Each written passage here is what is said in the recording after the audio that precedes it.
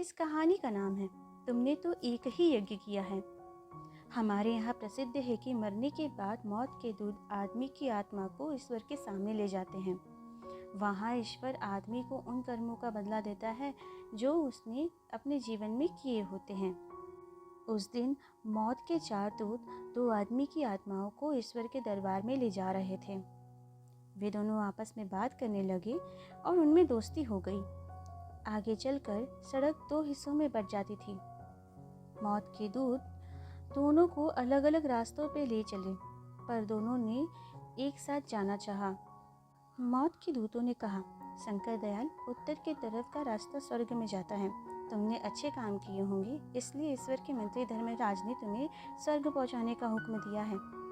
बलदेव सिंह ने बुरे काम किए हैं, इसलिए हम इसे दक्षिण की तरफ नर्क ले जा रहे हैं।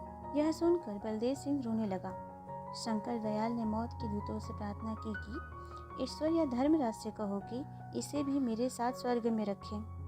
एक दूत धर्मराज से पूछने गया। सारी बात सुनकर धर्मराज ने कहा, किसी ने अपने जीवन में कोई उत्तम काम किए हों और उसका फल इस पापी को दान कर दे तो यह भी स्वर्ग जा सकता है। भगत शंकर दयाल ने कहा, मैंने अपने जीवन में 6 उत्तम कार्य किए हैं, उनमें से एक का फल मैं इसे दान करता हूँ, बस आप इसे स्वर्ग ले चले। दूत फिर धर्मराज के पास गया। धर्मराज ने कर्मों का रजिस्टर देखा और कहा, शंकर दयाल ने एक ही अच्छा काम हाल में हमारे रजिस्टर में लिखा है। शंकर दयाल को यह सुनकर गुस्सा आ गया। धर्मराज का दफ्तर है या कबाड़ी की दुकान, मेरे 6 उत्तम कार्य को एक ही बता रहे हो। मैंने मंदिर बनवाया, धर्मशाला बनवाई, छोटे बच्चों का स्कूल बनवाया, हरिजनों की बस्ती में सड़कें बनवाई, विष्णु यज्ञ किया और तीर्थ में भंडारा किया।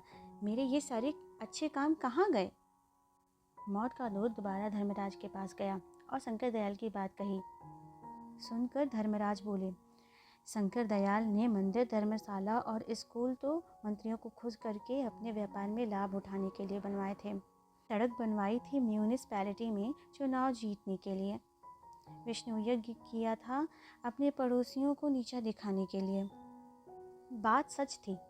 शंकर दयाल ने पूछा, फिर मेरा कौन सा काम उस रजिस्टर में लिखा है? दूत फिर धर्मराज के पास गया।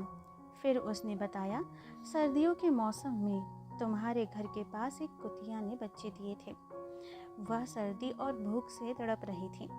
तुम्हें उस पर दया आई और तुमने अपने घर से ले जाकर खाना दिया और उसे पुरानी रुई का कपड़ा ओढ़ा दिया। इसमें तुम्हारा कोई स्वार्थ नहीं था। यह कहानी कहती है कि मनुष्यता का अर्थ है बिना स्वार्थ के दूसरों का भला करना। सबसे अच्छा तरीका यह है कि हम हर सप्ताह एकांत में बैठकर सोचें कि हमने ऐसा कौन कौन सा काम किया है जिसमें हमारा कोई स्वार्थ नहीं था। तो आप लोगों को ये कहानी कैसी लगी कमेंट करके ज़रूर बताएं और हमारे चैनल को सब्सक्राइब करना ना भूलें।